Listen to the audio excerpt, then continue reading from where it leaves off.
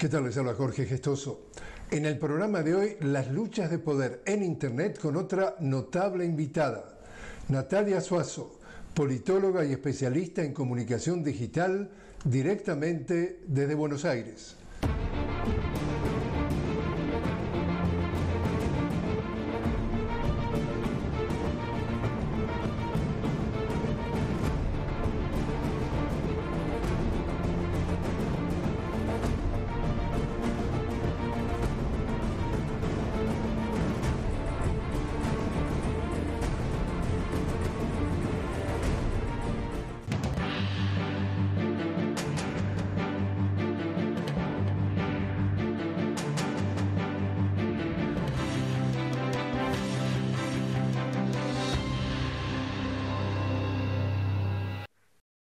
Natalia Suazo, una cálida bienvenida al programa. Hola Jorge, muchas gracias. Natalia, tú retuiteaste una palabra que inventamos, un verbo ahora en español, un trino que decía cómo la propaganda funciona en la prensa libre. ¿Cómo funciona? Era una serie de capturas de pantalla sobre unos titulares de Jeff Bezos, el dueño de Amazon, y cómo un medio de comunicación se iba acercando o alejando, queriendo o no queriendo lo que Bezos iba haciendo en su vida cotidiana respecto a él fuera inversor o no de ese medio.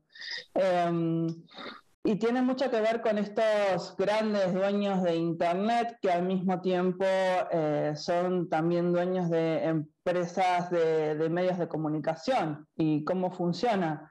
Bueno, en esta época en la que se habla de la convergencia, ¿qué es la convergencia? La convergencia es que las empresas de comunicación tradicional, que antes solamente se dedicaban a tener diarios en papel, a tener radios, a tener televisión, bueno, ahora también tienen medios digitales, pero también son dueñas de otras infraestructuras, ¿sí? De los caños, por donde pasa la infraestructura de Internet. Entonces, al mismo tiempo que son dueños de la palabra, ¿sí? Del contenido escrito, del contenido dicho, son dueños de las estructuras por donde se transportan esos contenidos. Los dueños de Internet son cada vez más ricos, las empresas de medios están atravesando distintos problemas de financiamiento, y entonces en algunos momentos caen en estas formas de adoración, ¿sí? De estos gigantes de Internet que por otro lado y al mismo tiempo les provocan problemas en sus negocios, ¿no? Porque estos mismos medios de comunicación al tiempo se quejan de que las mismas plataformas, los Google, los Facebook, les compiten por la atención de sus lectores, lo cual es cierto, y también se quejan porque si no tienen una estrategia de publicidad en estas plataformas, sus contenidos no son vistos por sus lectores, lo cual también es cierto. El expresidente de Ecuador, Rafael Correa, a propósito de que tú decías que esto no es nuevo, tiene una frase que dice: desde que se inventó la imprenta, la libertad de expresión es la voluntad del dueño de la imprenta. Claro, bueno, es una frase, si queremos ir un poco más allá, marxista, ¿no? Muy materialista. El dueño del medio de producción finalmente termina teniendo un gran peso en la palabra. Es una visión material con la cual yo coincido. Es decir, ¿cuál es el cambio de la imprenta en la historia de los medios? La imprenta lo que hace es poner en manos de más personas la palabra. Porque ¿qué hace la imprenta? Lo que permite es empezar a imprimir en ese momento más Biblias, ¿no? La Biblia estaba en manos de unos pocos sacerdotes, y esos sacerdotes eran los dueños de hacer circular esa palabra entre sus feligreses. Lo que hace la imprenta es que multiplica en primer momento la Biblia, ¿sí? Que era el libro que leían muchas personas en ese momento, y después empieza a multiplicar después, mucho tiempo después, periódicos.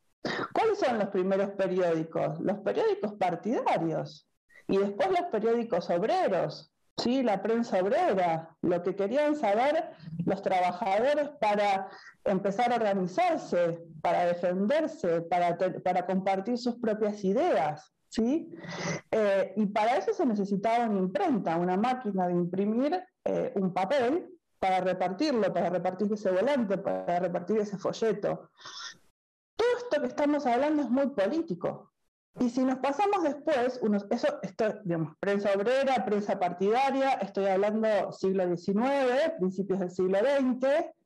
Después, los grandes medios masivos de comunicación, si nos ponemos a pensar, esto es siglo XX, ahí hay un cambio, que son los medios masivos de comunicación, por ejemplo, la televisión. ¿Cuál es la característica? Bueno, todos nos sentamos en, digamos, la imagen tradicional, un living, una familia, todos viendo lo mismo y al mismo tiempo, y entonces ahí lo que tenemos es todos viendo, por ejemplo, un noticioso a la hora de la cena, en el mismo momento, entonces podemos establecer una conversación pública sobre eso que sucede. ¿Y qué se quiebra en Internet? ¿Cuál es la característica que quiebra en Internet? Y esto lo dice muy bien Eli Pariser en su libro El filtro burbuja, y qué cambian las burbujas de Internet y qué hacen muy difícil hoy el entender la conversación en la era digital. Que ya no estamos más, cada uno, o cada grupo, cada familia, discutiendo sobre lo mismo, sobre ese noticiero que vimos a la noche o sobre ese periódico que leímos a la mañana, sea el periódico masivo o nuestro periódico partidario, sino que cada uno con esto, con nuestro teléfono, ¿sí? Estamos recibiendo nuestra noticia personalizada, muy distinta de la que recibe el otro, porque hay una personalización algorítmica, es decir, una personalización según nuestros gustos, muy particulares, y entonces tenemos esta información muy fragmentada que estamos recibiendo cada uno, y entonces no estamos discutiendo sobre cosas parecidas, estamos discutiendo sobre cosas muy fragmentadas. Pero en definitiva, sigue teniendo mucho poder quien nos emite esa información. Por supuesto, nosotros seguimos teniendo poder y hay formas de que nosotros retengamos ese poder. No está todo dicho, ¿sí? No es tan determinista, porque si no estaríamos pensando en un determinismo muy materialista, digamos, hay subjetividad sobre eso. Pero volviendo a lo que decía Correa, sigue habiendo mucho poder en el que es dueño de esa materialidad. Y por eso es muy importante que esa materialidad no esté solo concentrada en dos manos.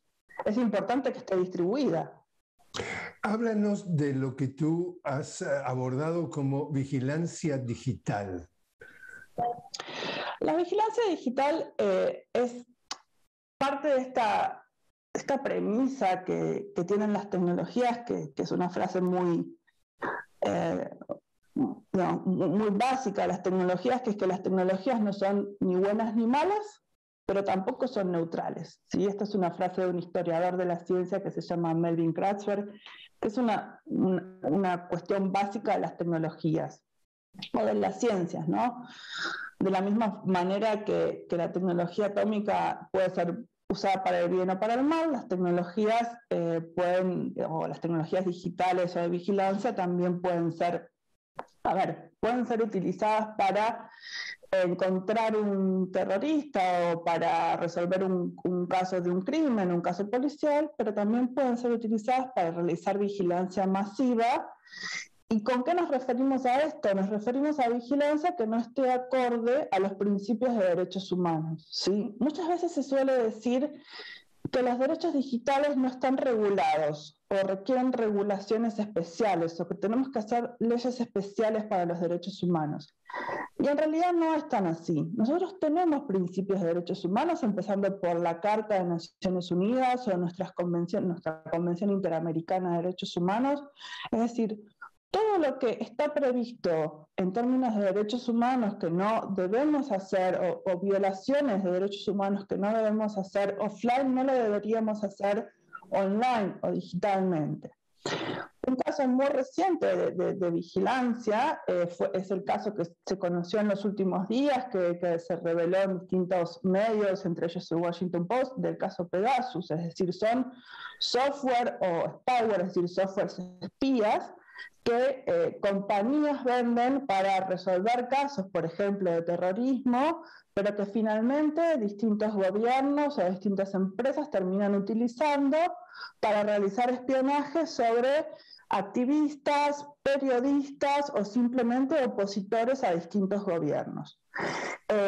Pueden ser software que se compran a otros o pueden ser directamente estados, ¿sí?, que se harían con privados, como fue con la revelación que hizo Edward Snowden en 2013, en donde reveló que la Agencia Nacional de Inteligencia de Estados Unidos estaba trabajando junto con grandes compañías en Estados Unidos para realizar vigilancia masiva, no vigilancia sobre un punto en particular en donde había una causa judicial. Es decir, con una orden judicial estamos legales, ¿sí? El problema es hacer vigilancia masiva, ¿sí? Y vigilancia por términos políticos.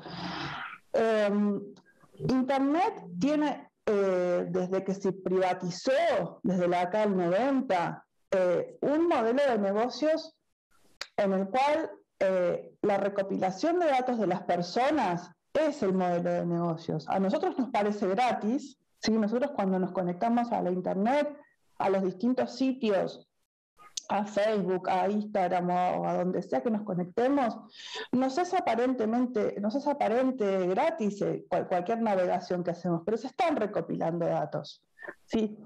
Esa recopilación es un modelo de negocios que se estableció de facto en algún momento en la década del 90.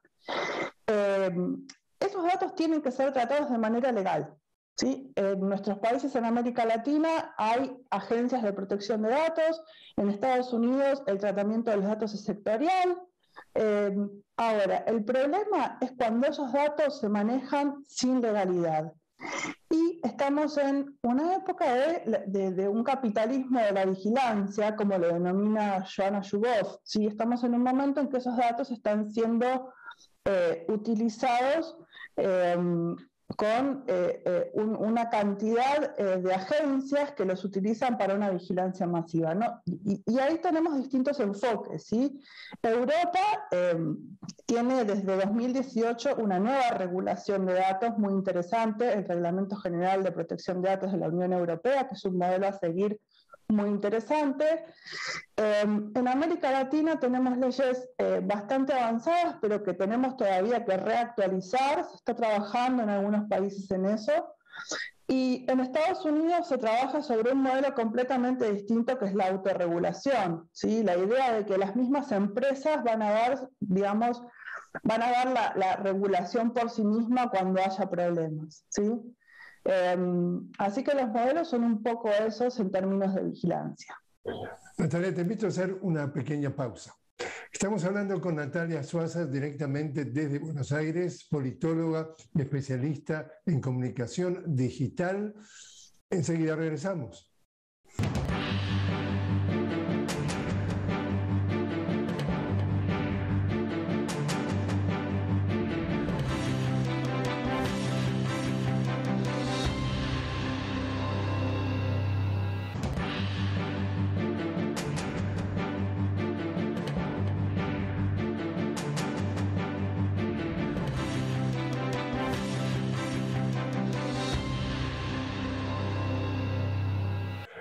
Continuamos hablando desde Buenos Aires con Natalia Suazo, politóloga y experta especialista en comunicación digital. Natalia, tú has escrito 2 libros, Guerras de Internet y Los Dueños de Internet. ¿Hay guerras? ¿Hay dueños? Elabora, por favor, de qué se trataron, lo que te interesa apuntar en tus libros. Sí, el primer libro, Guerras de Internet, se publicó en 2018, yo lo empecé a escribir en 2015, me llevó 3 años súper intensos de trabajo y yo venía trabajando las cuestiones de los conflictos, los impactos de lo digital en nuestras vidas. En el medio de eso surgió las revelaciones de Snowden y en 2014 hubo un foro de gobernanza de Internet, una reunión de presidentes y líderes en San Pablo con Dilma Rousseff, que había sido espiada por Edward Snowden. Yo estuve ahí, fue una de las poquitas periodistas, por lo menos la única argentina que estuve ahí, y me metí en toda esa cuestión que todavía no era muy abordada. Y mi intención con el primer libro, con Guerras de Internet, fue escribir desde Latinoamérica, desde nuestros países y con nuestras propias palabras, cómo funciona Internet desde cero para cualquier persona que lo quisiera entender, porque yo sentía que en estos temas nosotros siempre estábamos siendo contados por la literatura anglosajona, por el periodismo anglosajón, por medios como Wire o a lo sumo como, no sé, The Economist, y yo también por la idea de que nosotros necesitamos trabajar mucho en nuestra soberanía tecnológica, en nuestras misiones tecnológicas como países para tener otro lugar en el mundo, yo me propuse escribir ese libro que es grande, es importante, pero que al principio era mucho más grande, era como una super tomo, podían haber sido 3 tomos, de cómo funcionaba Internet desde Argentina, porque yo vivo acá, pero también hablan mucho de otros países de la región, también hablan mucho de Brasil, cómo funciona Internet, cómo funcionan los datos. Yo le quería explicar a todas las personas para que no fuéramos contados por otros. Entonces, mi motivación en ese principio, y sigue siendo, es entender, cambiar, modificar. Y en el segundo libro, que salió en 2000, no, el primero fue 2015, el segundo fue 2018, ¿cómo pasa el tiempo? Los dueños de Internet. Los dueños de Internet, ya estábamos en un momento de mucho monopolio, ¿no? Y lo escribí antes de Cambridge Analytica, y cuando lo saqué había explotado Cambridge Analytica, y ya yo veía venir esta situación de que tanta concentración iba a llevarnos a estos problemas, tanta concentración en términos de datos, de infraestructura, ya nos iba a llevar a problemas. Y en ese libro yo hablo de cómo esta desigualdad de las empresas de tecnología ya no es solo un problema de desigualdad de la tecnología, es un problema de la desigualdad del mundo, que para mí es el gran problema del mundo.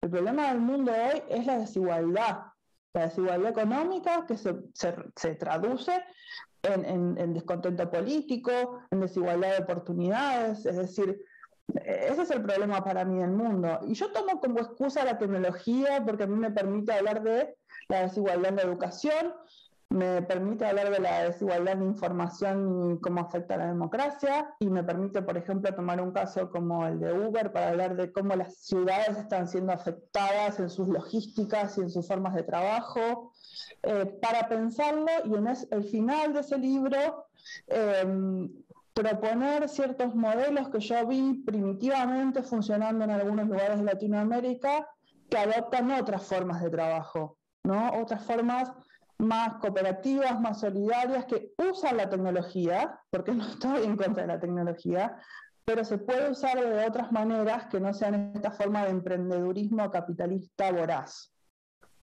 Ahora, definitivamente, Natalia, 2 casos que tú mencionabas a Edward Snowden, un analista del NSA, el Servicio de Administración de los Estados Unidos, que en definitiva, como tú decías, decidió espiar a diestra y siniestra no solamente a los potenciales sospechosos de terrorismo, sino espiar a todo el mundo, y si había un terrorista ya sabían por dónde venían los tiros.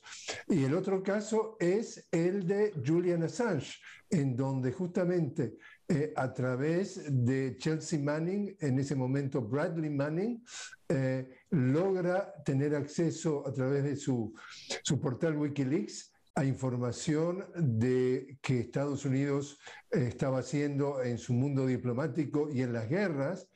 Bueno, Edward Snowden termina en Rusia refugiado y Julian Assange ahora preso en una cárcel en las afueras de Londres, cuando ya terminó de cumplir una condena muy menor, hace más de 7 meses que la terminó de cumplir, y lo tienen a rienda corta a Estados Unidos pidiendo su extradición para juzgarlo, y le podría costar o la vida o 175 años de cárcel. O sea, la pregunta es, todo aquel que denuncia de alguna forma todo esto que podría catalogarse como la utilización mal utilizada de las redes, termina mal si denuncian justamente las irregularidades.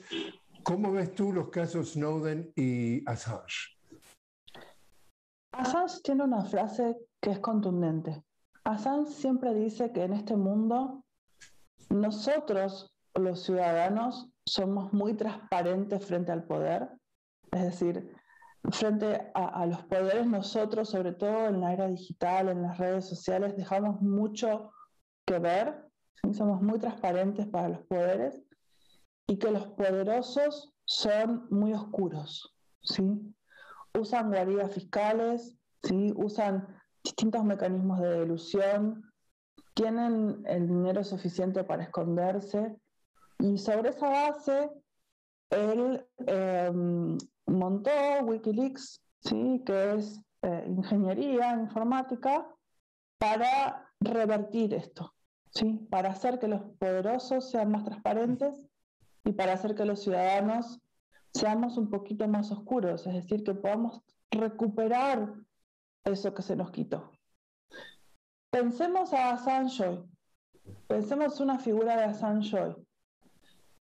Assange hizo lo que hizo, creo, muy temprano, pero pensemos si él hiciera esto hoy, unos años después, con todo lo que sabemos del poder. Yo sé que es contrafáctico. Vos decías, Jorge, que Assange puede tener 175 años más de cárcel yo creo que a Assange ya le quitaron su vida, básicamente, ¿sí? Que por más que Biden recapacitara, lo cual lo veo muy difícil, pero ojalá lo haga, ya le quitaron su vida. ¿Y por hacer qué? Porque si nos preguntamos, él hizo un trabajo periodístico que muchos periodistas hoy dejaron de hacer. Es decir, Assange hizo un trabajo periodístico con distintos métodos, en todo caso. Publicar en una web información. Uno podrá estar de acuerdo más o menos respecto de si esa información hay que publicarla en crudo o procesarla. Digamos, esos archivos que publicó había que procesarlos más o menos. Bueno, después a partir de lo de Assange hubo otros trabajos como los Panama Papers, en donde eso se sistematizó un poco más o menos, pero finalmente hizo un trabajo de periodista, es decir, hizo lo que se supone que la democracia tiene que alentar, que es ese tipo de trabajo. Y Snowden, bueno, está en Rusia, ocupando otro lugar porque tal vez llegó después, es como el hermano menor, ¿no? Ya había habido un hermano mayor con una condena un poco más dura, aunque a Snowden le tocó también una parte dura en ese proceso, hoy está un poco más tranquilo, fue padre, digamos, yo sigo a su mujer en las redes y bueno, tienen un hijo ahora, pero también la pasó mal, lo mismo que Chelsea Manning, que también tuvo que vivir todo su cambio transgénero en medio de la cárcel, etc. Pero esos casos, además de ser absolutamente injustos en términos de derechos humanos, nos muestran, por un lado, que Estados Unidos sigue violando derechos humanos universales, y por otro lado también me parece que nos reflejan un estado en el cual distintas personas hacen un trabajo periodístico y son castigadas por ello. Y una cosa que me parece que por lo menos yo no estoy de acuerdo y nunca he estado de acuerdo, que es que para ser periodista haya que tener algún tipo de institucionalización, de que alguien le diga a uno, vos sos periodista y lo nombre como tal. Es decir, el trabajo, digamos, yo soy politóloga, tengo un máster, sí, pero el trabajo periodístico no se trata de que alguien lo designe a uno, sino también tiene que ver con contribuir a una sociedad con algo que antes no se conocía, ¿no? Me parece que esa es la definición del periódico, ¿no? Algo que antes no se conocía, y si eso puede cambiar algo de las cosas establecidas, bueno, aún mejor. Natalia Suazo, muchísimas gracias por haber estado con nosotros. Gracias, Jorge, un gusto.